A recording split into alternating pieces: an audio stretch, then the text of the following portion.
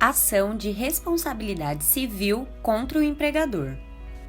Conceito de responsabilidade civil. A responsabilidade civil é toda ação ou omissão, negligência ou imprudência que gera a violação de uma norma jurídica legal ou contratual, causando dano a outra pessoa, conforme o artigo 186 do Código Civil. Com isso, nasce uma obrigação de reparar o ato danoso. A responsabilidade civil contra o empregador nasce de uma obrigação contratual. O contratado, ao unir os elementos explanados acima, somando com o nexo causal que gerou o dano, incorrerá na responsabilidade em questão. O artigo 37, inciso 28 da Constituição Brasileira garante aos trabalhadores o direito do seguro contra acidentes de trabalho a cargo do empregador, sem excluir a indenização que está obrigado, quando incorrer em dolo ou culpa. Responsabilidade civil objetiva e subjetiva.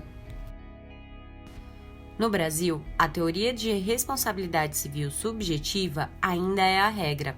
Esta trata da obrigação do empregado em provar a culpa ou dolo da empresa em questão. Já a responsabilidade civil objetiva, por enquanto, é a exceção no nosso ordenamento, mas isso está mudando. Esta trata do fato de que, nos casos especificados em lei ou quando a atividade normalmente desenvolvida na empresa causar, por sua natureza, risco para os direitos do empregado, o empregador terá a obrigação de reparar o dano, independentemente de culpa. Requisitos para esta ação. Os principais requisitos para dar início a essa ação são praticamente os mesmos abordados no vídeo anterior, quanto à ação acidentária contra o INSS. O empregado deve comprovar a presença do acidente de trabalho ou da doença ocupacional, demonstrar o dano físico ou psicológico permanente, parcial ou imparcial, causado por este acidente, comprovar os danos morais existentes, apresentar a comunicação de acidente de trabalho e apresentar, quando possível, o histórico medicinal do problema. Competência da ação.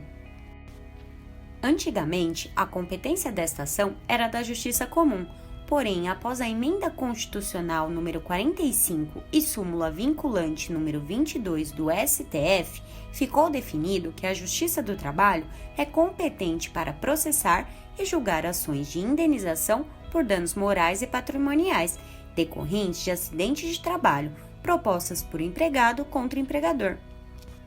Nos acompanhe nas redes sociais e fique por dentro dos seus direitos.